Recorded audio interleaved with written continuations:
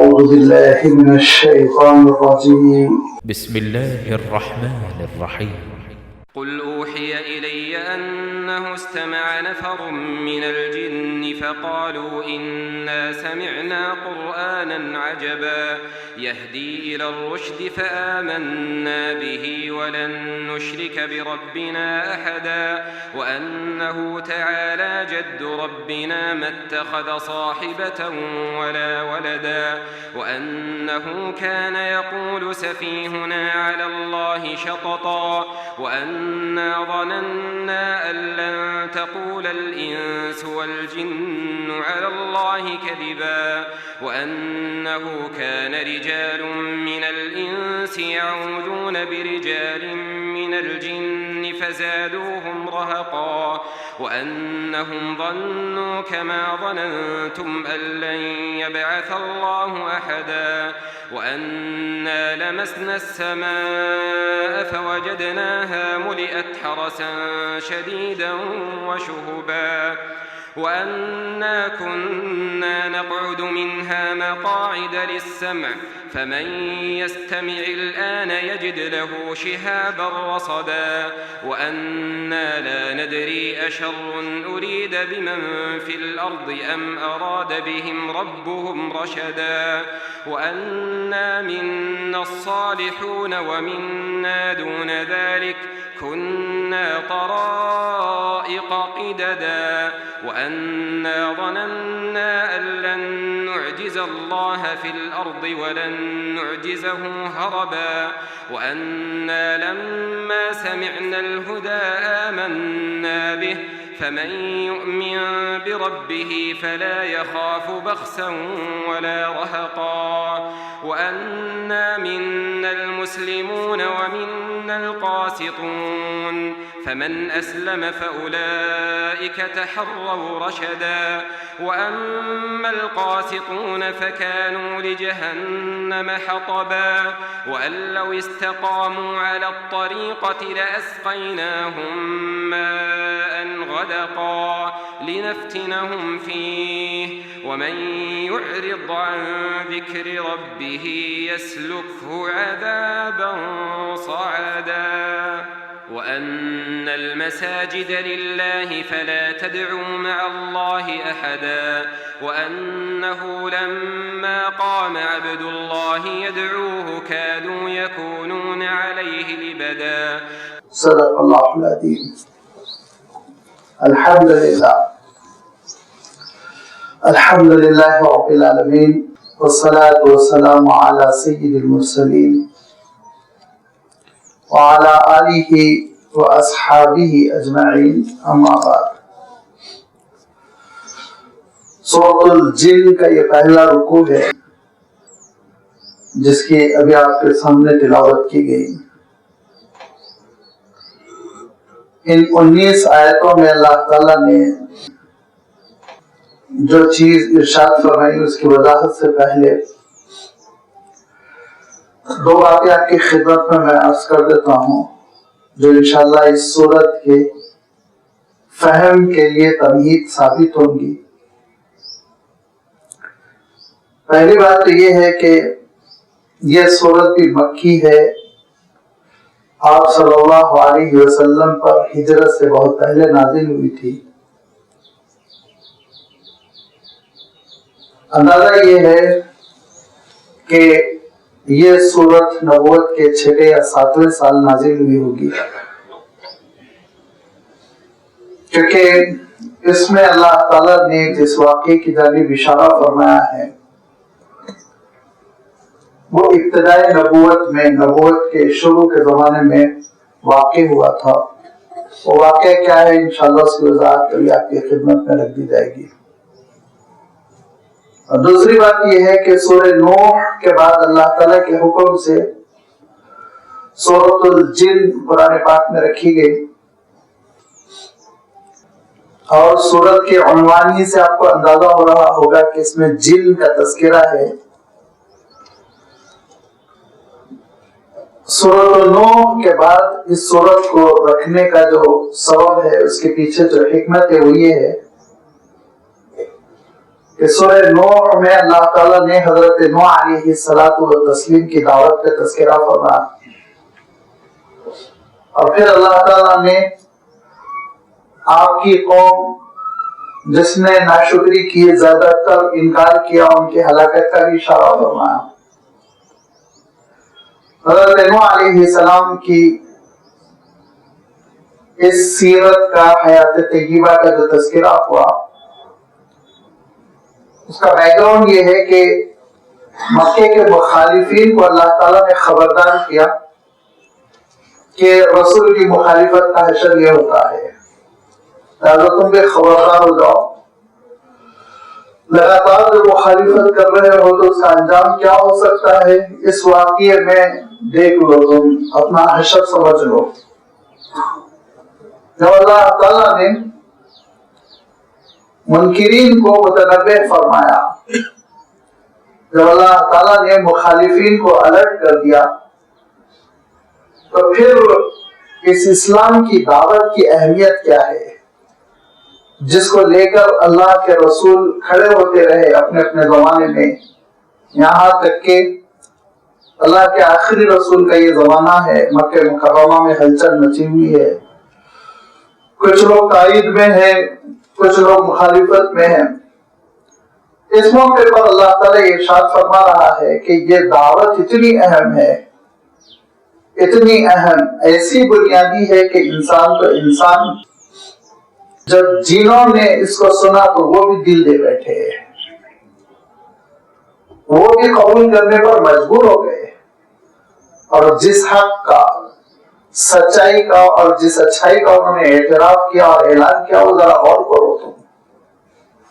لہذا یہ دعوت اللہ تعالیٰ کی عالمی دعوت ہے، یہ اللہ تعالیٰ کا دین ہے، غالب آ کر رہے گا، یہ اللہ تعالیٰ کی وہ ہدایتیں ہیں جس کا انکار کرنا انسان کی نادانی ہے، بے وقوفی ہے، حماقت ہے، نتیجہ برا نکلے گا۔ لہذا اللہ تعالیٰ نے آپ صلی اللہ علیہ وسلم کی خدمت میں جنوں کے حاضری کے تذکرے سے اس صورت کو آغاز فرمایا، شروع فرمایا، اور چونکہ جن کا تذکرہ ہے اسی لیے اس صورت کا نام سورۃ الجن رکھا گیا۔ آپ صلی اللہ علیہ وسلم کی خدمت میں جن کئی مرتبہ حاضر ہوئے، لیکن 6 واقعات ایسے ہیں جو سیرت کی کتابوں میں ریکارڈڈ ہے۔ بالکل صحابہ نے اس کے بارے میں روایت کی، حضرت عبداللہ بن عباس رضی اللہ تعالیٰ عنہ، حضرت عبداللہ بن مسعود رضی اللہ تعالیٰ عنہ، حضرت عمر رضی اللہ تعالیٰ عنہ، اور بھی اکابر صحابہ نے ان مختلف واقعات کا اشارہ کیا، تذکرہ کیا، اس میں سے بعض شریک بھی رہے، واقعے میں شریک بھی رہے، اور انہوں نے اپنی شرکت کا تذکرہ کیا، اس کی وضاحت آئے گی انشاءاللہ۔ سورۃ الجن میں جنوں کی حضوری کا جو واقعہ اللہ تعالیٰ بیان فرما رہا ہے، وہ ان ساری روایتوں کو سامنے رکھنے سے پتہ چلتا ہے کہ یہ سب سے پہلا وقت ہے، یہ سب سے پہلا وقت ہے، اور یہ پہلا وقت جو آپ صلی اللہ علیہ وسلم کی خدمت میں حاضر ہوا تھا، تو اس کے سلسلے میں حضرت عبداللہ بن مسعود رضی اللہ تعالیٰ عنہ کہتے ہیں کہ ہم میں سے کوئی بھی ساتھ نہیں تھا، اور صحابہ کے پاس لیلۃ الجن، جن والی رات کے نام سے وہ مشہور ہے۔ حضرت عبداللہ بن مسعود رضی اللہ تعالیٰ عنہ اس واقعے کے سلسلے میں کہتے ہیں کہ رات میں ہم نے اللہ کے رسول صلی اللہ علیہ وسلم کو نہیں پایا، ہم کو بہت تشویش ہوئی کہ مکے کے مخالفین نے اللہ کے رسول صلی اللہ علیہ وسلم کے ساتھ کوئی غیر غلط معاملہ تو نہیں اپنایا، اٹھا کر لے کے چلے گئے ہوں، قتل کر دیا، کوئی شہید کر دیا، کچھ کر دیا ہو۔ یہ شبہ ہم کو پیدا ہو رہے تھے، جس کی وجہ سے ہم کو بڑی گھبراہٹ محسوس ہو رہی تھی، اور پھر اس کے بعد سے اللہ کے رسول صلی اللہ علیہ وسلم تشریف لائے، اور اللہ کے رسول صلی اللہ علیہ وسلم سے ہم نے عرض کیا کہ اللہ کے رسول، آپ کے نہ ہونے کی وجہ سے ہم گھبرائے ہوئے تھے، پریشان تھے۔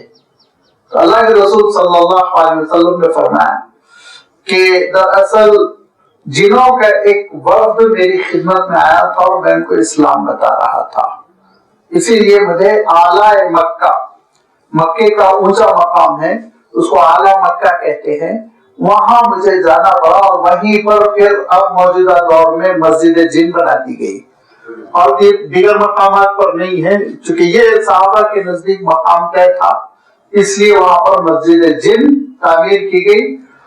बाद लोगों ने जो उम्रे के लिए तशरीफ ले जा चुके हैं उन्होंने देखा भी होगा मस्जिद जिन, और देखना जाना ज़ियारत करना जरूरी नहीं है, तारीखी मकाम है, अगर कोई चला गया और कोई हरज नहीं। एक वाकया अल्लाह के रसूल सल्लल्लाहु अलैहि वसल्लम के साथ उस वक्त पेश आया जबकि सौते उकास आप तशरीफ ले जा रहे थे और आप सल्लल्लाहु अलैहि वसल्लम ने रास्ते में हजूम के मकाम पर नमाज इशा अदा की। उस मौके पर भी जिन्होंने हाजिरी दी थी और अल्लाह के रसूल सल्लल्लाहु अलैहि वसल्लम से इस्लाम के बारे में सवालात किए थे, मालूमात हासिल की थी। एक वाकया उस वक्त पेश आया जब सफर ताइफ के बाद, जब अल्लाह के रसूल सल्लल्लाहु अलैहि वसल्लम ताइफ तशरीफ ले गए थे, और ताइफ में आप जानते हैं कि अगरचे के अल्लाह के रसूल सल्लल्लाहु अलैहि वसल्लम ने यह अंदाजा लगाया था कि खाते पीते लोग हैं तो ठंडे दिल से इस्लाम पर गौर करेंगे, मेरी दावत पर फिक्र करेंगे, लेकिन उनका मामला कुछ और निकला। वो कुरैश के लोगों से भी बदतरीन साबित हुए और उन्होंने हुजूर अकरम सल्लल्लाहु अलैहि वसल्लम की कुल्ला मुखालिफत शुरू कर दी। तो आप सल्लल्लाहु अलैहि वसल्लम ने उनसे ये कहा, ठीक है, मेरी बात अगर तुमको समझ में नहीं आ रही है, फक्तुमु अन्नी, पोशीदा रखो, कुरैश से मत जाकर कहो मैं आया था और मेरी बात कबूल नहीं की गई, मुखालिफत की गई। कुरैश के सामने जाहिर न करो, बात गई गुजरी हो गई, भूल जाओ, इस तरह से करो। लेकिन उन लोगों ने आप सल्लल्लाहु अलैहि वसल्लम की इस बात को भी नहीं माना, बल्कि आप सल्लल्लाहु अलैहि वसल्लम के पीछे अपने बच्चों और अपने गुलामों को लगा दिया कि आप सल्लल्लाहु अलैहि वसल्लम पर वो लोग पत्थर मारने लगे। और फिर यहाँ तक के अल्लाह के रसूल सल्लल्लाहु अलैहि वसल्लम मजबूर हो गए एक बाग में पनाह लेने पर। और जब अल्लाह के रसूल सल्लल्लाहु अलैहि वसल्लम ने बाग में पनाह ली तो अल्लाह के रसूल सल्लल्लाहु अलैहि वसल्लम ने बहुत तारीखी दुआ की है, गैर मामूली मुअस्सिर दुआ। उस दुआ में कहा कि अल्लाहुम्मा इलैका अश्कु ज़अफ़ क़ुव्वती व क़िल्लत हिल्लती, अल्लाह मैं आपके दरबार में अपनी कमजोरी का एतराफ करता हूँ। अल्लाहुम्मा इलैका अश्कु ज़अफ़ क़ुव्वती व क़िल्लत हिल्लती व हवानी फ़ी नास, और लोगों में ये जो कैफियत फैली हुई है कि मेरी बात को कान लगाकर सुनना ही नहीं चाहते, अहमियत ही नहीं देना चाहते, अल्लाह इस सूरत हाल का भी शिकवा आपके दरबार में करता हूं। और अल्लाह अगर ये मामला है कि आपकी जानिब से ये आजमाइश है तो मैं आफियत मांगता हूं, अगर सजा है तो मैं पनाह मांगता हूं। अंता रब्बी व रब्बुल मुस्तज़अफ़ीन, तो सारे कमजोरों का परवरदिगार है और मैं भी कमजोर नातवा तेरे दरबार में शिकवा करता हूं, लेकिन अल्लाह दुश्मन के हवाले मेरा मामला न कर। और एक ऐलान फरमाया अल्लाह के रसूल सल्लल्लाहु अलैहि वसल्लम ने कि लकल उतबा हत्ता तरदा, आपका दर्द छोड़ने वाला नहीं हूं मैं, चाहे हालात कैसे भी हो जाए। लकल उतबा हत्ता तरदा, तो राजी हो जाए उस वक्त जब कहता रहूंगा, पकड़ कर रहूंगा मैं। बस ये दुआ थी कि अल्लाह ताला ने अब कैफियत बदल दी। हज़रत नूह अलैहिस्सलाम की वो दुआ थी और कौम पर अज़ाब आया, और अल्लाह के रसूल सल्लल्लाहु अलैहि वसल्लम की ये दुआ थी कि अल्लाह ताला ने हालात बदले। पहला वाकया जो पेश आया वो ये कि रास्ते ही में थे, नखला मकाम पर आपने ख्याम किया, क्योंकि नखला पर काफिले ठहरा करते थे, पानी वगैरह था, वहां कुछ फल वगैरह मिलते थे, तो एक स्टेशन की मानी था। वहां अल्लाह के रसूल सल्लल्लाहु अलैहि वसल्लम ने ताइफ से वापसी में क़याम फरमाया। रात में शायद तहज्जुद की नमाज रही होगी जो आप अदा कर रहे हैं, क्योंकि इशाउल आखिरा का लफ्ज आया, आखिरी वाली इशा। उलमा में ताबीरात इसी तरह होती थी कि अभी तो बिल्कुल नमाजें भी फर्ज नहीं हुई, मेराज में फर्ज होंगी, तो लाजमी बात है इस्तिलाह तय नहीं थी। رات کی کوئی نماز تھی جو اللہ کے رسول صلی اللہ علیہ وسلم ادا کر رہے تھے، اور اس موقع پر بھی جن آئے اور اللہ کے رسول صلی اللہ علیہ وسلم کو قرآن پڑھتے ہوئے انہوں نے سنا۔ اس کا اللہ تعالیٰ نے تذکرہ سورۃ الاحقاف میں فرمایا کہ ان جنوں نے پھر اپنی قوم میں جا کر دعوت دی اسلام کی کہ ہم نے ایسا کلام سنا ہے۔ پھر اللہ کے رسول صلی اللہ علیہ وسلم مدینہ منورہ شفٹ ہو گئے، وہاں پر اللہ کے رسول صلی اللہ علیہ وسلم سے ملنے کے لیے بھی جن آتے رہے، اور اللہ کے رسول صلی اللہ علیہ وسلم نے ان کو احکام بتائے، جن میں جیسے میں نے عرض کیا کہ 3 واقعات روایتوں میں موجود ہیں، جس کی وجہ سے 6 واقعات ہوتے ہیں جس میں آپ صلی اللہ علیہ وسلم کی خدمت میں جن حاضر ہوئے۔ یہ پہلا واقعہ ہے جس کا اللہ تعالیٰ نے تذکرہ کیا، قُلْ أُوحِيَ إِلَيَّ أَنَّهُ اسْتَمَعَ نَفَرٌ مِّنَ الْجِنِّ۔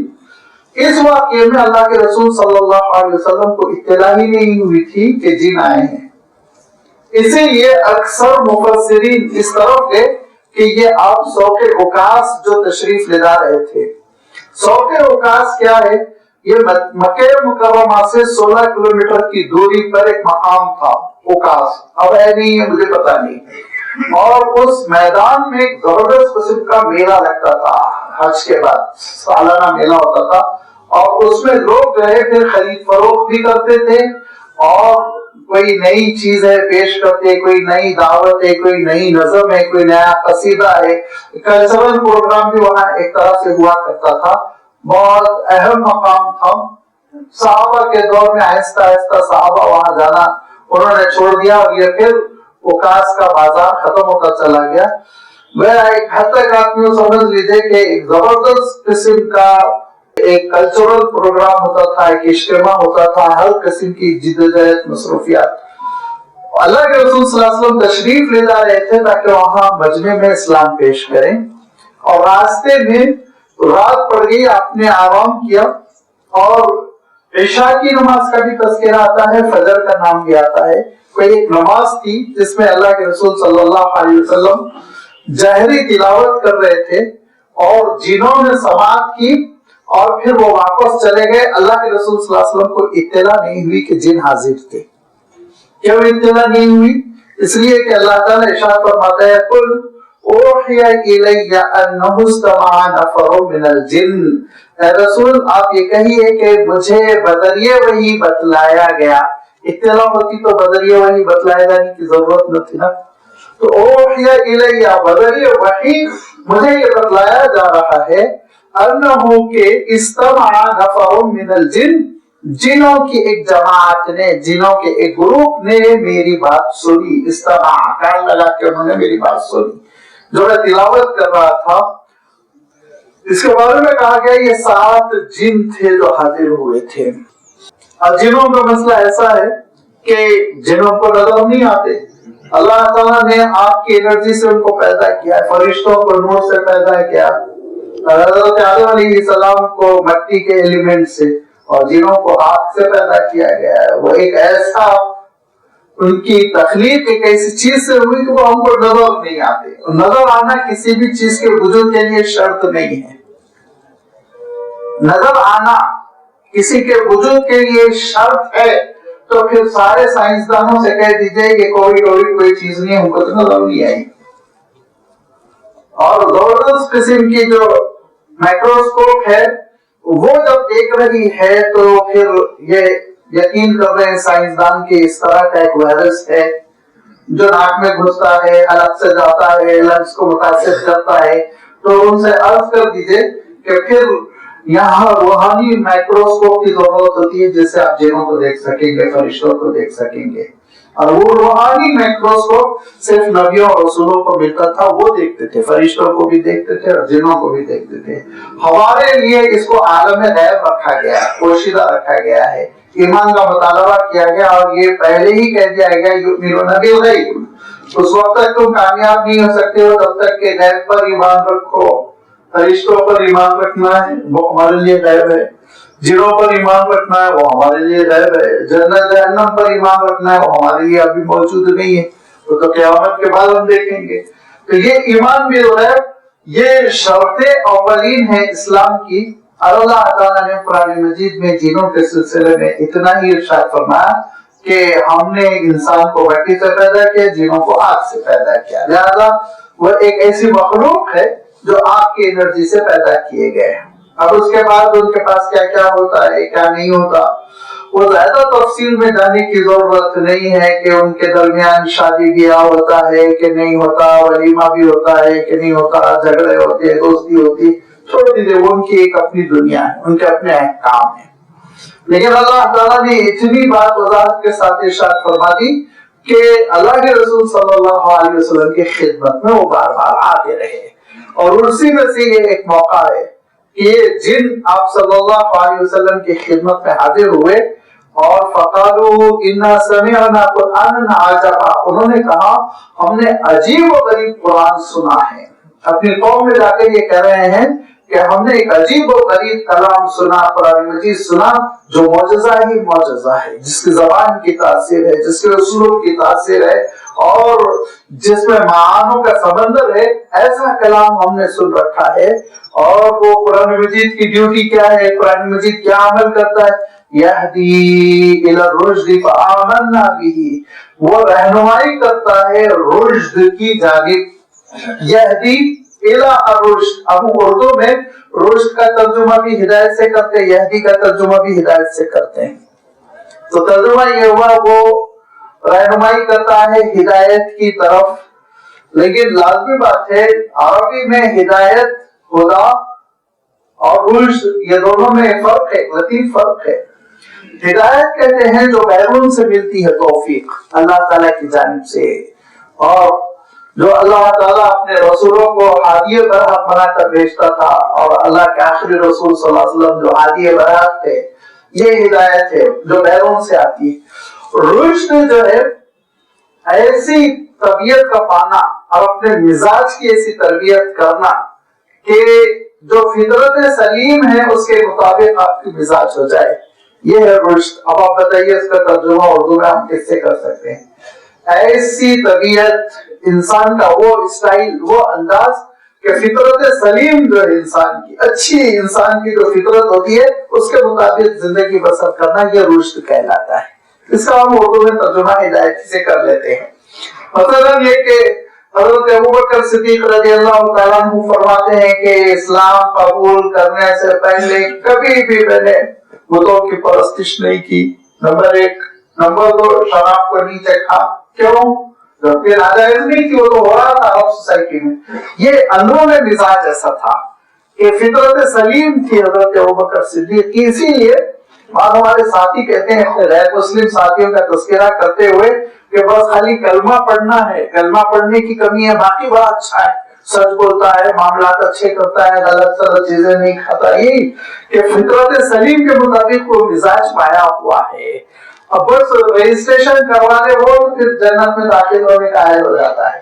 لہذا یہ کیفیت رشد کہلاتی ہے، اندرونی ہدایت، آپ چاہے تو اس کو کہہ لیں روحانی ہدایت، کہ انسان کی روح، انسان کا باطن، انسان کا اندرون ستھرا ہوا ہو، ٹھیک ٹھاک ہو، اور اسی کی تربیت کے لیے اللہ تعالیٰ نے رسولوں کو بھیجا، اور وہی یہ صفت ہوتی ہے جس کے اندر ہوتی ہے تو وہ راشد کہلاتا ہے، اور یہی وہ صفت ہے رشد کی جس کی جانب انبیاء اور رسول دعوت دیتے رہے ہیں۔ یہدی الی الرشد، یہ اللہ تعالیٰ کا کلام کس چیز کی دعوت دے رہا ہے؟ ایک اچھا انسان بننا۔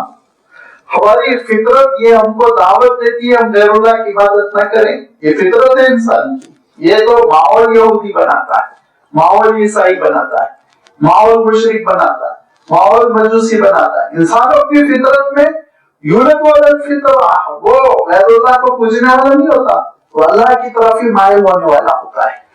ماحول انسان کو بگاڑتا ہے، یہ اللہ کے رسول صلی اللہ علیہ وسلم نے صراحت کے ساتھ ارشاد فرمایا۔ انسان، ہر بھلا انسان ماں باپ کے ساتھ اچھا سلوک چاہے گا، ہر بھلا انسان جھوٹ کو پسند نہیں کرے گا، ہر بھلا انسان لڑائی جھگڑوں کو پسند نہیں کرے گا، ہر بھلا انسان کسی کا نقصان، دھوکہ، چیٹنگ، چوری پسند نہیں کرے گا۔ یہ وہ اچھائیاں ہیں جو یعنی کامن قسم کی ہیں، انسانی مزاج میں ہے، فطرت میں ہے، ان کو ابھارنا، ان کی تربیت کرنا اور ان کو زندگی میں جاری کرنا، یہ ہے انبیاء علیہ الصلوۃ والتسلیم کا مشن، کہ چنگاری پر راکھ چھا جاتی ہے اس کو ہٹا کر شعلہ جوالا بنانا، پھر تیار کر دینا انسان کو نیکیوں کے لیے۔ لہذا یہدی الی الرشد، جن کہتے ہیں ہم نے سنا قرآن مجید جو عجیب و غریب مؤثر کلام ہے جو رہنمائی کرتا ہے ہدایت کی جانب، فآمنا بھی، تو ہم نے قبول کر لیا، دیر نہیں لگی۔ ہم نے انسانوں کی طرح کٹوجتی نہیں کی، قیل قال نہیں کیا، مخالفتیں نہیں کی، اپنے مفاد کو نہیں دیکھا، فآمنا بھی، ہم نے تو ایمان قبول کر لیا۔ وَلَن نُشْرِكَ بِرَبِّنَا أَحَدًا، ہم اپنے رب کے ساتھ کسی کو شریک نہیں کرتے، ہم شرک نہیں کرتے ہیں۔ یہ تو نادان انسان ہے جو اپنے رب کے ساتھ شریک کرنے لگتا ہے اور غیر اللہ کو خدا بنا بیٹھتا ہے۔ کہا کہ ہم جانتے ہیں کہ اللہ تعالیٰ جو ہے وہی دراصل خالق ہے، مالک ہے، وہی داتا ہے، اسی کے پاس لوٹ کر جانا ہے، ہم کسی کو اس کے ذات میں شریک نہیں کرتے۔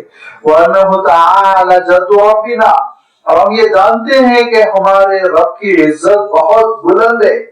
جد ربنا، عظمت، آپ عظمت سے ترجمہ کیجئے کہ ہمارے رب کی عظمت تعالی بہت بلند ہے، علو والی ہے، بلندی والی ہے، عظمت والی ہے۔ ہمارے رب کی عظمت بہت اونچی ہے، بہت اونچی ہے، اتنی اونچی ہے، اتنی عظمت والا ہے، اتنی اعلیٰ اس کی عظمت ہے، متخذ صاحبہ، کہ اس کو جوڑے کی ضرورت نہیں ہے، لائف پارٹنر کی ضرورت نہیں ہے، ساتھی کی ضرورت نہیں، ساتھی کی ضرورت، لائف پارٹنر کی ضرورت، جوڑے کی ضرورت کمزور کو ہوتی ہے، کمزور کو ہوتی ہے۔ جو کمزور ہوتا ہے نا، تنہا زندگی نہیں بسر کر سکتا، اس کو ساتھی کی ضرورت ہے، ساتھی کی ضرورت ہے، جو ساجھیداری کرے، ساتھ دے، مصیبت میں کام آئے، بیمار ہو جائے تو عیادت کرے، بیمہ داری کرے، اور بہت غم کو شیئر کرے، مصیبتوں کو شیئر کرے، یہ تو کمزوری کی علامت ہے، نعوذ باللہ۔ اللہ تعالیٰ کے یہاں نقص، عیب، کمزوری، یہ ساری چیزوں کا گزر بھی نہیں ہے، لہذا متخذ صاحبۃ، اس نے کوئی اپنے لیے شریک حیات نہیں بنائی، ولا ولدن، اور نہ ہی اس کی کوئی اولاد ہے۔ اولاد کی ضرورت فانی کو ہے، لا فانی کو اولاد کی ضرورت نہیں ہے۔ اولاد کی ضرورت کس کو ہے؟ اولاد کی ضرورت اس لیے ہے کہ ہماری جو جنس ہے، اسپائس ہے، وہ باقی رہے، ہمارے بعد ہماری طرح انسان رہے، ہمارے بعد ہماری طرح انسان کی صورت زمین پر رہے، اس وقت تک جب تک اللہ تعالیٰ کی مشیت ہے، تو اللہ تعالیٰ فنا کر دے گا، فنا کر دے گا، وہ تو ایک الگ حقیقت ہے۔ تو یہ انسان کو، مخلوق کو اولاد کی ضرورت اس لیے ہے تاکہ وہ نسل چلتی رہے، وہ جنس چلتی رہے، ہمیشہ جاری رہے۔ اللہ تعالیٰ کے پاس موت کا تو کوئی مسئلہ ہی نہیں ہے، فنا کو کوئی مسئلہ، اس کو اولاد کی کیوں ضرورت، اس کو کیا ضرورت، ولی عہد بنائے، جانشین بنائے، وہ تو ہمیشہ رہنے والا ہے۔ لہذا فرمایا ولا ولدن، اللہ تعالیٰ کوئی اولاد نہیں۔ جو دعویٰ کرنا ہے اللہ کے بیٹے کا، جو دعویٰ کرنا ہے اللہ کی بیٹی کا، وہ جھوٹے ہیں، وہ لعنتی ہیں، اور وہ جو کچھ کہہ رہے ہیں وہ حق سے، سچائی سے منحرف ہے۔ وَأَنَّهُ كَانَ يَقُولُ سَفِيهٌ عَلَى اللَّهِ شَطَطًا، ہم میں سے جو نادان، بیوقوف الو ہوتے ہیں، وہ اللہ تعالیٰ کی جانب غلط باتوں کی نسبت کرتے ہیں۔ شططا، حق سے ہٹ کر جو بات ہوتی ہے اس کو شطط کہتے ہیں، سچائی سے ہٹی ہوئی بات، غیر حقیقی بات، نادانی کی باتیں۔ جو صفیح، صفیح کس کو کہتے ہیں؟ صفیح جو چشمی ہاں کے ساتھ، کہ ہم صفی سمجھیں گے سواد کے ساتھ، وہ بڑے اچھے معنوں میں صفیون، اگر سواد سے ہے تو اس کے معنی ہوتے ہیں چنا ہوا، سلیکٹڈ ورڈ، اور سین سے صفیہن ہاں پہ ختم ہو رہا ہے تو پھر اس کے معنی نادان، بیوقوف۔ میں اس لیے کلیئر کر رہا ہوں، بس اوقات لوگ پریشان ہو کر آتے، میرا نام تو صفیح ہے، آپ تو لوگ بیوقوف نادان بولے، تو دونوں میں پروننسیشن میں بڑا فرق ہے۔ صفیون چنا ہوا، اچھا یہ نام رکھا جاتا ہے، بہت اچھا پیارا نام ہے۔ صفیہن سیقول السفہاء من الناس، وہاں بھی آیا ہے، دیکھیے نادان، بیوقوف، بیوقوف سے آپ ترجمہ کر سکتے ہیں جس احمق عقل نہ ہو جس کو۔ فرمایا کہ ہمارے جو درمیان میں احمق قسم کے لوگ ہیں، نادان بیوقوف قسم کے لوگ ہیں، وہ اللہ تعالیٰ کی جانب غلط باتوں کی نسبت کرتے ہیں۔ اور اسی غلط باتوں کی نسبت نمبر 1 اللہ کا اولاد ہے، نعوذ باللہ۔ نمبر 2 اللہ تعالیٰ کا شریک ہے، یہ ڈپارٹمنٹ اس کا ہے، وہ ڈپارٹمنٹ اس کا ہے، یہ کام اللہ تعالیٰ نے اس کے سپرد کر دیا، وہ کام اللہ تعالیٰ نے اس کے سپرد کر دیا۔ یہ ساری وہ نادانی اور بیوقوفی کی باتیں ہیں جو بیوقوف ہی کر سکتا ہے۔ جو عقل مند ہے، دانا ہے، وہ جانتا ہے کہ اللہ تعالیٰ حی قیوم ہے، ساری مملکت، سارے اختیارات اسی کے ہاتھ میں، تنہ تنہا وہی عبادت کے لائق ہے، اور وہی انسانی ضروریات کی، ساری مخلوق کی ضروریات کی تکمیل کرتا ہے۔ کوئی اس کے ان فنکشنز میں، ڈیوٹیز میں شریک نہیں۔ یہ ہے توحید، جس کا اعلان جن کر رہے ہیں اور یہ کہہ رہے ہیں کہ ہمارے رب کی عظمت تو بہت بلند ہے کہ وہ بیٹا بنا لے، وہ بیوی بنا لے، نعوذ باللہ، اور وہ نادان ہے، بے وقوف ہے جو اللہ تعالیٰ پہ غلط سلط باتوں کی نسبت کر رہے ہیں۔ وَأَنَّا ظَنَنَّا، اور ہم جانتے ہیں، ہم سمجھتے ہیں، أَلَّن تَقُولَ الْإِنسُ وَالْجِنُّ عَلَى اللَّهِ كَذِبًا، کہ نہیں کہنا چاہیے ہرگز ہرگز نہ کسی جن کو نہ کسی انسان کو اللہ کی جانب جھوٹ، اللہ کی جانب جھوٹ کی نسبت کسی کو نہیں کرنی چاہیے۔ جب کبھی کوئی یہ کہتا ہے کہ فلاں جگہ سے مجھے شفا ملتی ہے، فلاں جگہ سے مرض ملتا ہے، فلاں جگہ سے دولت ملتی ہے، فلاں جگہ سے اولاد ملتی ہے، تو وہ اللہ تعالیٰ پر جھوٹ باندھ رہا ہے۔ کیوں اللہ تعالیٰ پر جھوٹ کیوں باندھ رہا ہے؟ کہ دیکھیے، کیبنٹ کون بناتا ہے؟ پرائم منسٹر بناتا ہے نا؟ یا کیبنٹ میں بنا دوں، میں کیبنٹ بنا کر میں کہوں کہ یہ صاحب یہ جو ہے فائنانس منسٹر ہے اور انہی سے جو ہے سب سائن لو، انہی کے پاس سے پیسے ملیں گے۔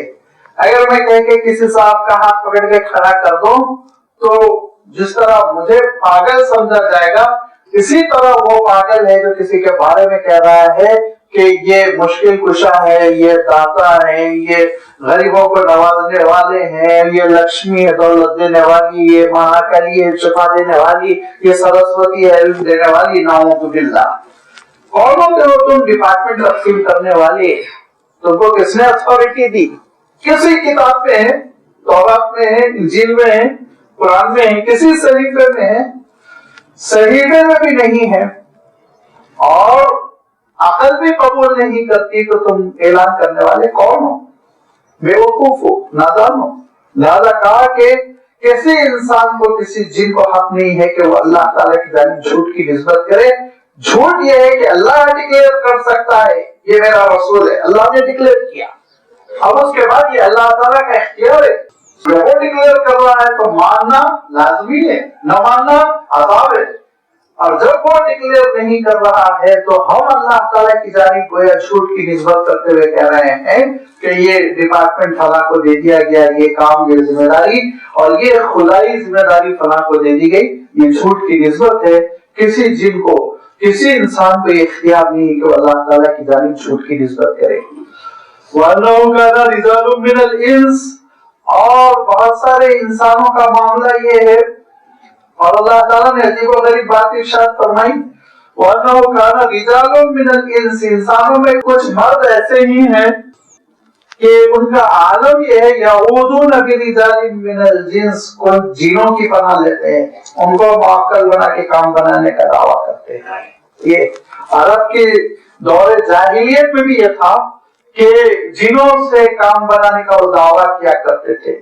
جو ان کے کاہن ہوا کرتے تھے، پجاری سے آپ ترجمہ کر لیجئے، کاہن ہوتے تھے جو ان کی مذہبی عبادتیں کروایا کرتے تھے، وہ یہ کہا کرتے تھے جن ہمارے قابو میں ہیں، لہذا تم ایسا کرو گے جنوں سے ہم پٹوا دیں گے، تم ایسا کرو گے تو ہم جنوں سے تم کو پریشان کر دیں گے۔ ڈرا کر رکھے ہوئے تھے، حکومت تھی ان کی، ڈر کی بنیاد پر۔ اور دوسرے ان کے ذہین لوگ وہ تھے جو شاعر تھے، اور شاعری کرتے ہوئے کہتے تھے جن نے کلام ڈالا مجھ سے، یہ جن کی جانب سے کلام آیا ہے لوگوں پر روک چھاڑنے کے لیے، کہ بھائی ان کا جن بہت زبردست قسم کا ہے، بہترین قصیدہ کی حدود اور شعر ہے، متاثر ہو جاؤ۔ یہ دو قسم کے لوگ تھے عرب دور جاہلیت کی میں بات کر رہا ہوں، جو جنوں کا تذکرہ کیا کرتے تھے، یہاں تک کہ وہ سفر کرتے ہوئے کسی نئے علاقے میں جاتے تو زور سے پکار کے کہتے کہ اس محلے کے جنوں کے سردار سے ہم اجازت چاہتے ہیں کہ اب رات یہاں گزارے۔ اس کے بعد اگر کوئی ریئیکشن نہیں آیا تو رات گزارتے. کوئی اتفاقاً کہیں سے کوئی زبردست درخت ہل گیا, ہوا آ گئی, کوئی چیز پتھر کہیں سے گر گئی, تمہارے ڈر کے بھاگ جاتے, دوسری جگہ جاتے تھے کہ نہیں جنہوں نے اجازت نہیں دی. تو جنہوں نے اللہ تعالیٰ کے دربار میں شکوا کیا کہ یہ کتنے نادان ہیں کہ انسانوں میں کے کچھ اشخاص وہ ہم میں سے بعض اشخاص کی مدد چاہتے ہیں, پناہ میں آتے ہیں. اگر پناہ میں آتے تو پھر ہوشیار جن وہ موقع پاتے ہی اپنا کام کر جاتے. ایک صاحب بیچارے دیہات کے سیدھے سادے آئے اور کھڑے ہو کر چار مینار کو اوپر گھور رہے ہیں. تو ایک کانسٹیبل صاحب بہت ہوشیار تھے, انہوں نے پوچھا کیا کر رہے ہو؟ کہا میں چار مینار کو دیکھ رہا ہوں. کہا کتنی منزل دیکھی؟ کہا 2 منزل دیکھا بھی. تو کہا 200 روپے دے دو. اور 200 روپے ان کو دے دیا اور بعد میں اپنے دوست سے کہنے لگے میں تو پوری 5 منزل دیکھی آتا, پولیس والے کو الو بنایا. عالم یہ ہے کہ جس کو الو بنانے کا سمجھ رہے وہ تو آپ کو الو بنا چکا, بیوقوف بنا دیا. ایسے ہی لوگ یہ سمجھتے ہیں کہ ہم نے جنوں کو الو بنایا, کام لیا. جن آپ کو الو بناتا ہے, کیا بناتا ہے؟ بہت بڑی حقیقت ہے, اس کو سمجھنے کی کوشش کیجیے. فزادوہم رہقا. اگر ہم اس حقیقت کو سمجھ لیں تو جو ہماری سوسائٹی میں خرافات پھیلتے ہیں وہ کنٹرول میں آ جائیں گے. کہ جب کچھ انسان جنوں کو سب کچھ سمجھ کر ان سے ڈرتے ہیں تو پھر جن بھی ایکسپلائٹ کرتے ہیں. فزادوہم رہقا. تو جن بھی ان پہ بوجھ زیادہ ڈالتے ہیں, ان کے لیے مسائل کھڑا کرتے ہیں. جو نہیں ڈرتا, جو اللہ کی پناہ میں رہتا ہے, یہ کہتا اعوذ باللہ من الشیطان الرجیم, میں تو اللہ کی پناہ میں آ گیا, اللہ تعالیٰ میری حفاظت کرنے والا ہے. تو وہاں جن کی بھی نہیں چلتی, جن کو بھی نہیں بگاڑ سکتا, وہاں پہ اس کی نہیں چلتی. اللہ تعالیٰ ارشاد فرماتا ہے کہ جو میرے اچھے نیک بندے ہوتے ہیں تو ان پر یہ شیطان اور ابلیس اور جن کا جادو نہیں چل سکتا. ابلیس بھی تو جن ہے نا, کانا من الجن ففسق عن ربہ. ابلیس بھی جنوں میں کا ایک فرد ہے اور نافرمان ہو گیا اور اسی وجہ سے وہ شیطان بن گیا. تو میں عرض کر رہا تھا کہ جب لوگ جنوں سے ڈر کر ان کو اختیارات دے رہے ہیں, ان کو خوش کرنے کی کوشش کر رہے ہیں اور ان کے دربار میں حاضری دے رہے ہیں اور کیا کیا خرافات کرتے ہیں واللہ عالم, تو جن بھی موقع پا کر بھی ستاتے ہیں. اگر الو بن گیا تو اس کو ستاؤ, اس کو پریشان کرو, کتنے منزل دیکھ لیا اتنے پیسے سے وصول کرو, یہ کیفیت جاتی ہے. لیکن جن کے اندر اللہ تعالیٰ کی ذات پہ بھروسہ ہے, توکل کامل ہے, اور جو طہارت سے رہتے, تقوی کے ساتھ رہتے, ان کو جن مین کا کوئی ڈر نہیں ہوتا, ان کو جن مین ستا نہیں سکتے کیونکہ وہ اللہ تعالیٰ کی حفاظت میں ہوتے ہیں.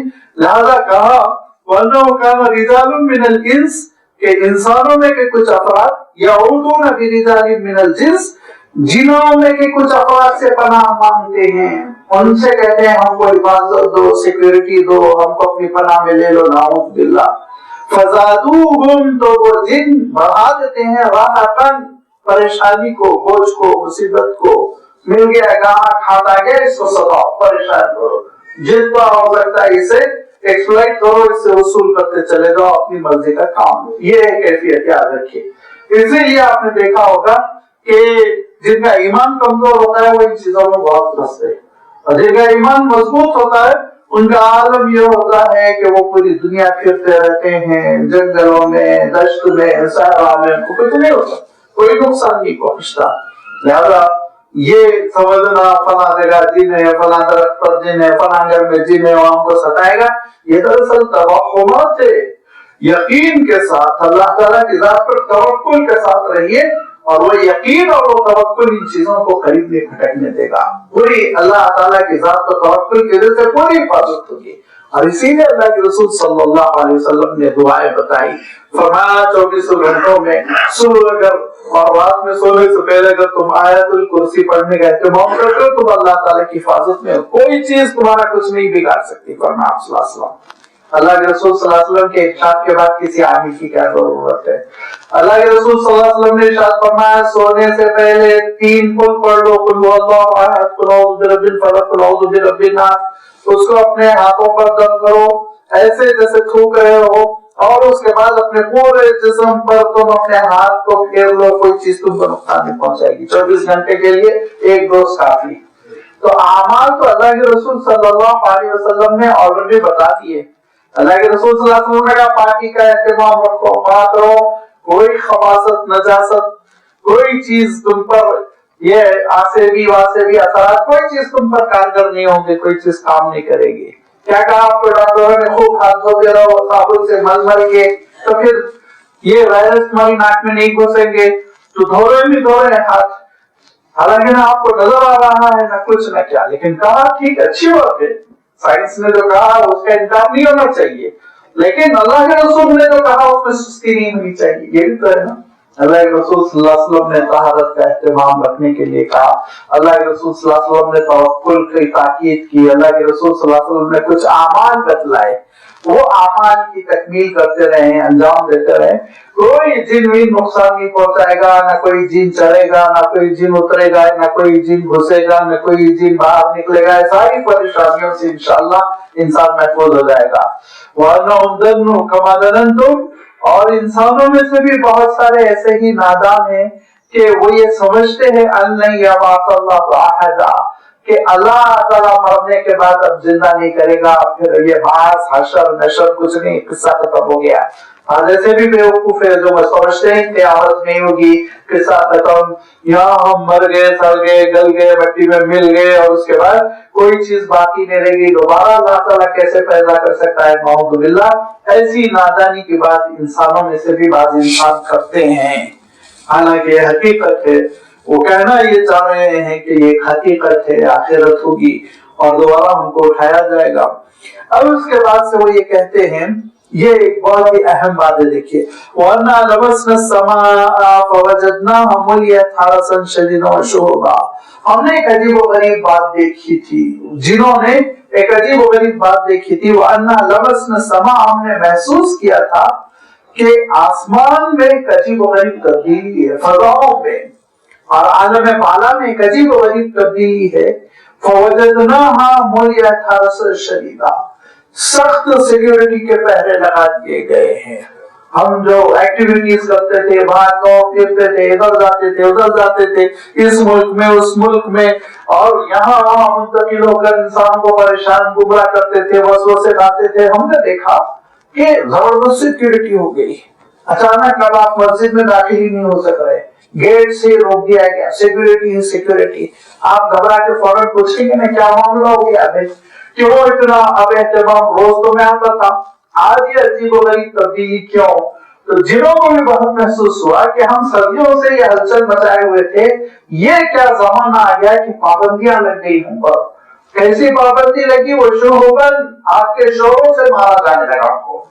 اگر وہ آسمان میں بھاگ دوڑ کر رہے ہیں، ادھر ادھر جا رہے ہیں، تو ان کو آگ کے شوروں سے، جلتے ہوئے ستاروں سے ان کی پشت و پیشانیوں کو پیٹا جا رہا تھا۔ تو گھبرا گئے تھے یہ کیا معاملہ ہے، اور ہم یہ کرتے تھے وَأَنَّا كُنَّا نَقْعُدُ مِنْهَا مَقَاعِدَ لِلسَّمْعِ، کہ فرشتے جب اللہ تعالیٰ کے احکام منتقل کرتے، ایک فرشتہ دوسرے فرشتے کو ڈیوٹی دیتا، تو ہم وہاں پر جہاں احکام شفٹ ہوتے بیٹھے رہتے تھے مقاعد للسمع، اچکنے کے لیے، خبر اچکنے کے لیے، سننے کے لیے کہ سن لے کیا کہا جا رہا ہے۔ اور اس کے بعد کوئی ایک خبر کا ایک حصہ سن لیا اس کو، تو پھر کیا کرتے تھے، اس کو لے کر زمین کی طرف آتے، اور جو کاہن ہیں جوتو گیان کرنے والے، ان کے کان میں بات ڈال کے کہ اب یہ ہونے والا ہے، اب اس میں وہ 1% میں 99% ملاوٹیں کرتا ہے، کرنے کے بعد لوگوں کے سامنے پیشن گوئیاں کرتا ہے، پیشن گوئیاں کر کے کھواتا ہے، لوگ جماتا ہے، یہ کیفیت ہوا کرتی تھی۔ لیکن اب مسئلہ یہ ہے کہ فَمَن يَسْتَمِعِ الْآنَ يَجِدْ لَهُ شِهَابًا رَصَدًا، اب اگر کوئی سننے کی کوشش کر رہا ہے، فرشتوں کی گزرگاہوں پر بیٹھنے کی کوشش کر رہا ہے، اور ایک فرشتہ دوسرے فرشتے کو کوئی حکم شفٹ کر رہا ہو، تو یستمع الان، اس کو سننے کی کوشش کر رہا ہے، یجد لہ شہابا رصدا، زبردست اس کی پٹائی ہو رہی شعلے سے، آگ سے اس کی پٹائی ہو رہی ہے، آگ سے اس کو مارا جا رہا ہے۔ تو ایک صاحب کو بیچاروں کو کچھ سوجی، زیادہ عقل مند تھے، جو عقل مند تھے، تو انہوں نے کہا کہ جن تو آگ سے پیدا کیے گئے، آگ سے کیسے پٹائی ہوئی؟ تو جن بزرگ سے پوچھا، وہ بزرگ نے اینٹ لے کے پیشانی پہ مارا، اس کے بعد کہا تو بھی تو مٹی کا ہے، مٹی سے کیسے تیری پٹائی ہوئی؟ बेवकूफी की बातें बैठे बिठाए सोचते रहते हैं। अल्लाह ताला का निजाम है, अल्लाह ताला ने उनको सजा देने के लिए किसी खास किस्म की आग पैदा की होगी। सोचिए आप, उसको हम अपनी मंतिक में, अपनी अकल में लाकर उसके सिलसिले में गुफ्तगू करना, ये इंसान की नादानी है। लिहाजा जब जिनों की पिटाई हुई और उनको नहीं सुनने दिया गया, वरना ला नदरी अशर्रुन उरीद बिमन फिल अर्द अम अरादा बिहिम रब्बुहुम रशदा, हमने आपस में तफसीरा किया और कहा कि पता नहीं कि जमीन पर इंसानों के साथ कोई बुरा इरादा किया गया, अजाब वगैरह आने वाला है, या अरादा बिहिम रब्बुहुम रशदा, या रब ने उनकी तरबियत की सोच ली, उनकी हिदायत की सोच ली और उनके अंदर की तब्दीली के रब ने फैसला कर लिया। पता नहीं दोनों में से क्या चीज है, उनको समझ में नहीं आ रहा। यहाँ तक कि फिर अल्लाह के रसूल सल्लल्लाहु अलैहि वसल्लम को कुरान पढ़ते हुए सुना तो कहा, अब बुद्धि सुलझ गई, अब समझ में आया, ये नबूवत है, ये रिसालत है, ये कलाम नाजिल हो रहा है, इसीलिए आलम बाला में इतनी एहतियात है, इतनी हलचल है कि कोई हजरत जिब्राइल अमीन के आड़े ना आए, कोई रुकावट डालने की कोशिश न करे। ये सारी तब्दीलियां, हिफाजती इंतजाम ये सिर्फ और सिर्फ इसलिए है कि ये नबूवत का जमाना आ चुका है और ऊपर से नीचे वही आ रही है। वन्ना मिन्ना सालिहून व मिन्ना दूना ज़ालिक, हम में भी इंसानों की तरह कुछ नेकोकार होते हैं और कुछ गैर गुजरे होते हैं। कुन्ना तरह एक अकीदा, हम भी मुख्तलिफ पार्टियों में बटे हुए हैं। पता नहीं उनके पास भी बरेलियत देवबंदियत है या नहीं है, मगर बटे हुए हैं, जमाते ग्रुप है। तरह एक अकीदा अलग अलग मुख्तलिफ तरह एक तरीके, हमारे दरमियान के अलग अलग तरीकों को मानने वाले हैं। वन्ना दनन्ना अल्लन नअजिज़ल्लाह फिल अर्द, और हम यकीन रखते हैं कि अल्लाह ताला के फैसलों को जमीन पर नाफिज होने से हम नहीं रोक सकते। वलन नअजिज़हु हरबा, और हम नहीं रोक सकते कि अल्लाह ताला के फैसले दूर हो जाए, चले जाए, खत्म हो जाए, फना हो जाए। वन्ना लम्मा समिअना अल-हुदा आमन्ना भी, जहां तक हमारा मामला है तो हमने जैसे ही हिदायत की बात सुनी तो हमने ईमान कबूल कर लिया। फमन युमिनु बिरब्बिही, और जो अपने रब पर ईमान कबूल कर लेता है, फला यखाफु बख्सन, उसकी हक तलफी भी नहीं होती, वला रहकन, उसके साथ ज्यादती भी नहीं होती, उसके ऊपर बोझ भी नहीं डाला जाता, उसको परेशान भी नहीं किया जाता। लिहाजा जो रब पर ईमान कबूल कर लेता है उसकी जिंदगी एतदाल की होती है, इत्मीनान की होती है। वन्ना मिन्नल मुस्लिमून, हम में से इताअतगुज़ार हैं, मुस्लिम है। व मिन्नल कासितून, नाफरमान भी है, हम में से सरकश भी हैं, बात न सुनने वाले भी हैं। फमन अस्लम फउलाइका तहर्रउ रशदा, जिसने इस्लाम कबूल कर लिया तो वो अपनी फितरत सलीम को पा लिया। फिर देखिए रशदन, वो फितरत सलीम को पा लिया, जो एक इंसान का मिजाज है, भलाई का मिजाज, उस मिजाज को उसने हासिल कर लिया, वो कामयाब हो गया। और जो अम्मल कासितून, जो इस मिजाज को नहीं पा रहा है और अपनी फितरत को मस्ख कर रहा है, अपने आप को जानवर बना रहा है, हर चीज पर मुंह डाल रहा है, फकानु ली जहन्नम हतवा, तो वो जहन्नम का ईंधन बनकर रह जाएगा, तबाह हो जाएगा, बर्बाद हो जाएगा, उसका हशर बुरा होगा।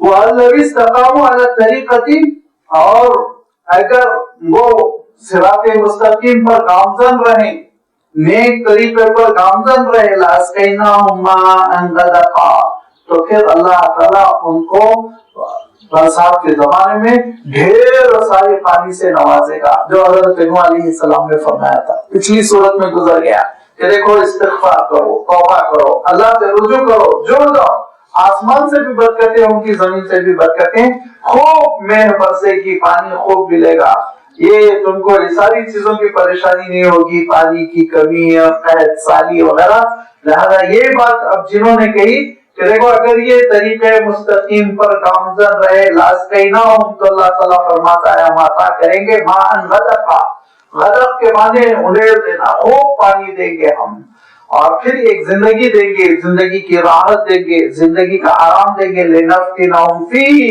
ताकि हम इंसान का इस दुनिया में इम्तिहान ले लें, इस दुनिया में इम्तिहान ले लें और आजमाइश हो जाए कि जब अल्लाह की नेमतें मिलती हैं, बारिश हुई, बाग लहलहा गए और खेत लहलहा गए, फसल अच्छी आ रही है, दौलत आ रही है, इंसान तरक्की कर रहा है, کھاتا پیتا بن گیا تو اللہ کو یاد کر رہا ہے کہ نہیں یاد کر رہا ہے، یہاں سے اللہ کا امتحان شروع ہوتا ہے۔ وَمَن يَعْرِضْ عَن ذِكْرِ رَبِّهِ، اور جو اپنے رب کے ذکر سے، اپنے رب کی یاد سے منہ پھیر کے زندگی بسر کرتا ہے، يَسْلُكُ عَذَابًا صَعَدًا، تو وہ چل پڑتا ہے ایک ایسے راستے پر جس میں عذاب بڑھتا جاتا ہے۔ صعدہ صعود بڑھنے کو کہتے ہیں، بڑھتے جانا، ترقی کرنا۔ عذاب کیسے بڑھتا جاتا ہے؟ ایک عجیب و غریب حقیقت ہے، جب بندہ اللہ تعالیٰ سے دور ہوتا جاتا ہے تو اتنی ہی گمراہیاں بڑھتی جاتی ہیں، فتنے بڑھتے جاتے ہیں، آزمائشیں بڑھتی جاتی ہیں، گناہوں کے دروازے کھلتے چلے جاتے ہیں، اور اس کے بعد سے معلوم ہوا کہ اس کا عذاب بڑھتا چلا جا رہا ہے، بڑھتا چلا جا رہا ہے۔ جب وہ نیکی پر، تقوی پر اور اللہ کے احکام پر پابند رہتا ہے اور اپنے آپ کو محدود رکھتا ہے تو پھر اس کے معنی یہ کہ اللہ تعالیٰ بھی زیادہ اس کو گناہ اس کے سامنے نہیں لاتے، گناہ دور دور سے گزر جاتے ہیں۔ لیکن جب انسان ایک گناہ کرتا ہے تو اس کے سامنے اس سے ذرا بڑا گناہ آتا ہے، اور وہ ذرا بڑے گناہ میں اگر اس نے ملوث ہو گیا تو ایک تیسرا بڑا گناہ آتا ہے۔ ایک چسکی لگا لی، اب اس کے بعد سے اس کے سامنے کلب کی ممبرشپ آتی ہے، اب کلب کی ممبرشپ دیا تو اس کے سامنے زنا کا اڈا کھلتا ہے، اب زنا کے اڈے پہ موجود ہو گیا تو اس کے سامنے بے حیائی کی دعوت دینے کا ذمہ داری آ جاتی ہے، اس کو جو ہے مجبور کیا جانے لگتا ہے، بڑھتے جاتا ہے۔ تو آپ دیکھ لیجئے کہ عذاب بڑھتا چلا جاتا ہے، مصیبت بڑھتی چلی جاتی، اللہ ایک اللہ تعالیٰ توبہ کی توفیق دے، ورنہ تو پھر انسان کے بس میں نہیں رہ جاتا۔ لہذا فرمایا کہ جو دیکھو اللہ کے ذکر سے، اس کی یاد سے محروم نہ رہو، ہمیشہ اس کو یاد رکھو۔ صبح شام جب کبھی کوئی قدم اٹھانا ہو تو ایک بار یاد کر لو، مولا کی نافرمانی تو نہیں ہے، میرے رب کی نافرمانی تو نہیں ہے۔ یہ اگر انسان کے اندر کیفیت پیدا ہو گئی تو اللہ کا ولی ہے۔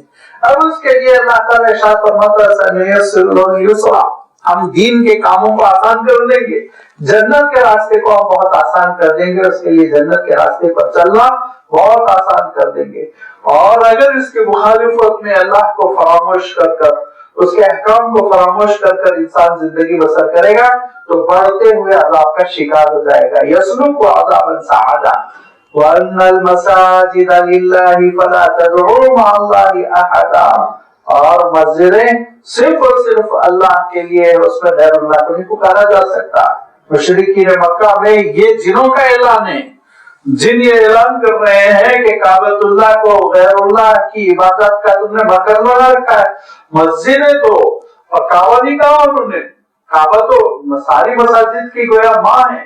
تو جب عام مسجدیں، آپ کی حضرات کی مسجدیں، گاؤں کی دیہات کی مسجدیں اللہ کا گھر ہے اور اس میں غیر اللہ کو نہیں پکارا جا سکتا ہے تو کعبۃ اللہ کی تو عظمت لاکھوں گنا ہے۔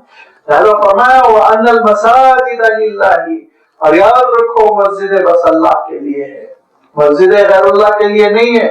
ایک بار وقف کر دیتا ہے آدمی تو اس کی بھی ملکیت سے مسجد نکل جاتی ہے، متولی ہے یعنی خادم ہے، خدمت کرنے والا ہے، مسجد کو غیر مسجد سے بدلنے کا اختیار اس کو بھی نہیں رہ گیا۔ اب یہ زمین اللہ کی ہو گئی اور ایسی اللہ کی ہو گئی کہ اللہ تعالیٰ نے اس کی نسبت اپنی جانب کی، بیتیہ کہا، یہ میرا گھر ہے۔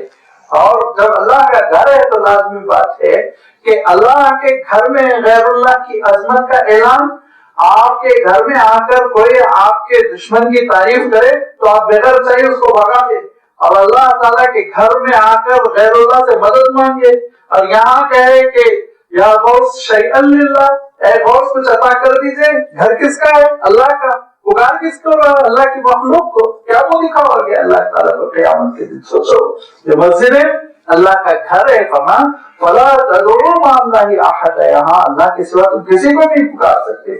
اللہ کے رسول صلی اللہ علیہ وسلم انسانوں کی ایک دوسرے کی تعریف مسجد میں نہیں کرنے دیتی ہے، مسجد ہے دعا کرو، اعتکاف کرو، تلاوت کرو، باقی چیزیں باہر کر لو۔ یہ مسجد بات چیت، دنیاوی بات چیت کو پسند نہیں فرماتے تھے اللہ کے رسول صلی اللہ علیہ وسلم، اور فرماتے تھے اگر کوئی مسجد میں خرید فروخت کرے تو اللہ تعالیٰ اس کو برکت نہ دے۔ اور اللہ کے رسول صلی اللہ علیہ وسلم نے فرمایا، ایک صاحب کھڑے ہو کے کہنے لگے میری فلاں چیز بکری غائب ہو گئی، کسی کو نظر آئی تو بتائے، تو اللہ کے رسول نے کہا اللہ اس کی بکری نہ ملے۔ یہ مسجد ہے کہ اعلانوں کا مرکز ہے، دنیا داری کا مرکز ہے، یہ صرف اللہ کی عبادت کا مرکز ہے، یہاں اللہ کو پکارا جائے گا، یہاں اللہ کے احکام ہوں گے، غیر اللہ کے احکام نہیں چلیں گے۔ نہ مسجد میں صدر صاحب کی کوئی اہمیت ہے، نہ معتمد کی کوئی اہمیت ہے، اگر ہے تو خادم کی ہے، جھاڑو لگانے کے لیے، صاف کرنے کے لیے، کیونکہ اللہ تعالیٰ نے اپنے خلیل سے کہا اور اپنے ضمیر سے کہا، حضرت اسماعیل سے کہا، حضرت ابراہیم سے کہا، طاہرا بیتی للطائفین والعاکفین والرکع السجود، صاف کرو میرے گھر کو، طاہرا دونوں، اے ابراہیم اے اسماعیل میرے گھر میں جھاڑو لگاؤ، صاف کرو، پوچھو لگاؤ، طواف کرنے والوں کے لیے، عبادت کرنے والوں کے لیے، نماز پڑھنے والوں کے لیے، سجدہ کرنے والوں کے لیے۔ لوگ مسجد میں، گھر میں حکومت نہیں چلتی، بیگم صاحبہ پہ مسجد میں آ کے حکومت جتانے کی کوشش کرتے ہیں۔ یہ اللہ کا گھر ہے، یہ اللہ کا گھر، اللہ کی ملکیت ہے، اللہ کی ملکیت میں مداخلت کرنے کی کوشش نہیں کرنی چاہیے۔ بڑے شوق سے اعلان لگاتے ہیں بغیر اجازت یہاں بیان کرنے کی اجازت نہیں ہے، آپ کون ہوتے اجازت دینے والے؟ اللہ کا کلام پڑھا جائے گا اللہ کے گھر میں، اللہ کے کلام کی تفسیر ہوگی اللہ کے گھر میں، رسول کے ارشادات سنائے جائیں گے اللہ کے گھر میں۔ یہ اللہ نے اجازت دی ہے، تم کون ہوتے ہو روکنے والے؟ فما ومن اظلم ممن منع مساجد اللہ، اس شخص سے بڑھ کر کوئی ظالم نہیں ہے جو مسجدوں میں اللہ کے ذکر سے روکتا ہے، مسجدوں میں اللہ کے ذکر سے روکتا ہے۔ اس معاملے میں عربوں کا مزاج دیکھا، جس طرح نماز پڑھ لیجیے، جو وقت نماز پڑھ لیجیے، وہ پلٹ کے نہیں پوچھے گا یہ ہاتھ کہاں باندھ رہے ہو، پیر کہاں باندھ رہے ہو، یہ کیا کر رہے ہو، وہ کیا کر رہے ہو، وہ نماز پڑھو، اللہ کو یاد کرتا، دعا کرتا، بیچ میں مت آؤ، تم مت جاؤ۔ یہ کیفیت ہونی چاہیے، اللہ تعالیٰ کے گھر ہیں۔ عالم یہ ہے کہ مساجد کا معاملہ یہ ہو گیا، حق بولنے نہیں دیتے۔ بعض مملکتیں ایسی ظالم ہے کہ مسجدوں پر تالے اس لیے لگائی جا رہی، وہاں پہ سچائی کی دعوت دی جا رہی، توحید کی دعوت دی جا رہی۔ بعض ظالم مملکتوں کا عالم یہ ہے کہ مسجدوں پر اس لیے تالے لگا رہے ہیں، خطیبوں کو نکال رہے ہیں، ریگستانوں میں لے جا کے تباہ کر رہے ہیں، کیونکہ وہ سچ بول رہے ہیں، حق بول رہے ہیں، ظلم کے خلاف بول رہے ہیں، سچائی کا پرچار کر رہے ہیں۔ اور بعض جگہ ایسے خرافات ہے کہ آپ حق بولیے، توحید کی بات کیجئے، اللہ تعالیٰ کی جانب اجازت دیجئے، مسجدوں سے نکال رہے ہیں، مسجدوں سے محروم کر رہے ہیں کہ یہ جو ہے بدعقیدگی پھیلا رہے ہیں۔ توحید کی دعوت بدعقیدگی ہو گئی، شرک کی دعوت تو یہ حسن عقیدہ بن گیا ہے۔ کیا مصیبت ہو گئی، قدریں بدل گئی ہیں۔ یاد رکھو، فرمایا جب مساجد میں غیر اللہ کو پکارا جائے گا تو اللہ کی وجہ سے تم محروم ہو جاؤ گے۔ ان المساجد للہ فلا تدعوا مع اللہ احد، اللہ کے سوا کسی کو نہ پکارو، غیر اللہ کو نہ پکارو، صرف اللہ کو پکارو، اس سے مدد طلب کرو، اس سے دعائیں کرو، اس سے مدد چاہو، اس کے لیے سجدے ہو، اس کے لیے رکوع ہو۔ ساری مسجد کی ایکٹیویٹیز، وہ اعمال جس سے مسجد آباد ہوتی ہے، وہ اعمال سے کبھی کسی کو نہیں روکنا چاہیے۔ وَأَنَّهُ لَمَّا قَامَ عَبْدُ اللَّهِ، یہ اللہ کا ایک بندہ، عجیب و غریب آیت ہے۔ وَأَنَّهُ لَمَّا قَامَ رسول اللہ نے کہا، کیا کہا؟ وَأَنَّهُ لَمَّا قَامَ عَبْدُ اللَّهِ يَدْعُوهُ، جب اللہ کا ایک پیارا سا بندہ اللہ کے دربار مسجد میں کھڑا ہو کر اللہ تعالیٰ کی جانب دعوت دینے لگا، قَالُوا يَكُونُونَ عَلَيْهِ لِبَدًا، پھر پڑا اس پر حملہ کر دیا، کوئی پتھر سے مار رہا ہے، کوئی اوڑھنی ڈال رہا ہے، کوئی سجدے سے سر نہیں اٹھانے دے رہا ہے، کوئی شور کر رہا ہے، چیخ رہا ہے، پکار رہا ہے، کوئی بدوا دے رہا ہے، کوئی گالی دے رہا ہے۔ اللہ کے بندے نے دعوت حق کیا دے دی کہ لوگوں کا مزاج بگڑ گیا۔ اور یہ جو اللہ کے رسول صلی اللہ علیہ وسلم کے زمانے میں ہوا کہ اللہ کے رسول صلی اللہ علیہ وسلم دعوت حق لے کر کھڑے ہوئے، کیا ہوا؟ ایک مرتبہ اللہ کے رسول صلی اللہ علیہ وسلم نے کہا کہ بہت دن ہو گئے، دار ارقم میں اللہ کے رسول صلی اللہ علیہ وسلم گھر میں محسور ہے، کہا بہت دن ہو گئے کھل کر قرآن مجید ان مشرکوں کے سامنے نہیں پڑھا گیا، میری خواہش ہے کہ کوئی شخص کھل کر قرآن مجید علی اعلان زور سر میدان میں کھڑے ہو کے کعبۃ اللہ کے صحن میں مطاف میں کھڑے ہو کر پڑھ دے۔ تو پھر اتنا ظلم تھا، ظلم کے ایسے پہاڑ توڑے جا رہے ہیں کہ صحابہ پہ سکتا ہے۔ ایک صحابہ نے کہا حضرت عمر بھی خاموش ہو گئے، مجھے نہیں معلوم حضرت عمر رضی اللہ تعالیٰ عنہ اس مجلس میں تھے یا نہیں تھے، لیکن یہ سچی روایت ہے کہ مجمع میں خاموشی رہی، جو لوگ دار ارقم پہ تھے وہ خاموش رہے۔ اب کھڑا ہوا تو ایک غریب بچہ کھڑا ہوا اور اس نے کہا اللہ کے رسول مجھے اجازت دیجیے۔ اللہ کے رسول نے کہا تم سے ہٹ کر کوئی بڑا قریش کا بہادر قسم کا آدمی جس سے لوگ ڈرتے ہوں، وہ اللہ کے رسول صلی اللہ علیہ وسلم کی نیت تھی، اور کہا کہ کوئی اور جائے اور کعبۃ اللہ میں مطاف میں کھڑے ہو کر لوگوں کو قرآن قرآن سنا دے، دوبارہ خاموشی، پھر وہی بچہ کھڑا ہوتا ہے، سوارا خاموشی، پھر وہی بچہ کھڑا ہوتا ہے۔ اللہ کے رسول نے کہا جاؤ تو بھی جاؤ۔ وہ بچہ چلا گیا، غریب چرواہا بچہ، 15-16 سال کا وہ لڑکا، وہ چلا گیا اور اس نے حرم میں کھڑے ہو کر کہا الرحمن علم القرآن خلق الانسان علمہ البیان۔ سورۃ الرحمن، جب وہ سورۃ الرحمن پڑھنی شروع کی تو مجمع میں سکتہ طاری ہو گئی، کان لگا کے سن رہے ہیں، اتنا پیارا کلام، دل پر تاثیر ہو رہی ہے۔ اور یہاں تک کہ اس نوجوان نے اس سورت کو ختم کر لیا، پوچھا کیا ہے یہ؟ کہا قرآن مجید کی ایک سورت، پھر پڑے، خوب مارا، بچے کو بے ہوش کر دیا اور دارے رقم میں اس بچے کو ایسے اٹھا کر لائے جیسے جنازہ، اور پھر بچے کے چہرے پہ پانی ڈالا گیا۔ اور اللہ کے رسول نے کہا کہ اے لڑکے، میں نے تم سے کہا تھا تم نہ پڑھو، تو لڑکا کہتا ہے اللہ کے رسول کل پھر پڑھوں، کل پھر جاؤں اعلان کروں؟ اللہ کے رسول صلی اللہ علیہ وسلم نے کہا نہیں، تم نے حق ادا کر دیا۔ اسی لڑکے کو لوگ حضرت عبداللہ بن مسعود رضی اللہ تعالیٰ عنہ کے نام سے جانتے ہیں، جو چرواہے تھے، چھوٹے سے حضور کی خدمت میں آ گئے تھے، تو پھر زندگی اللہ کے رسول صلی اللہ علیہ وسلم کو دے دی۔ تو عالم یہ ہے کہ آپ اللہ کے گھروں میں اللہ کے دین کا اعلان کیجئے، اللہ کی کتاب پڑھیے، اللہ کے رسول کے ارشادات سنائیے۔ لوگ پھر پڑھتے ہیں، کمیٹیاں نکال دیتی ہیں، نوکریوں میں محروم کر دیا جاتا ہے، محلوں میں محروم کر دیا جاتا ہے۔ تو ارشاد فرمایا کہ اگر انسان کے اندر یہ کیفیت پیدا ہو گئی ہے تو پھر اللہ محفوظ رکھے، وہ عذاب کا انتظار کرے۔ اللہ کا عذاب کبھی ظالموں کو مسلط کر کر ہوتا ہے، اللہ کا عذاب کبھی بیماریوں کی شکل میں ہوتا ہے، اللہ تعالیٰ کی آزمائش کبھی کبھی مسجدوں پر تالے لگا کر دی ہوتی ہے، مسجدوں سے محروم بھی کر دیا جاتا ہے۔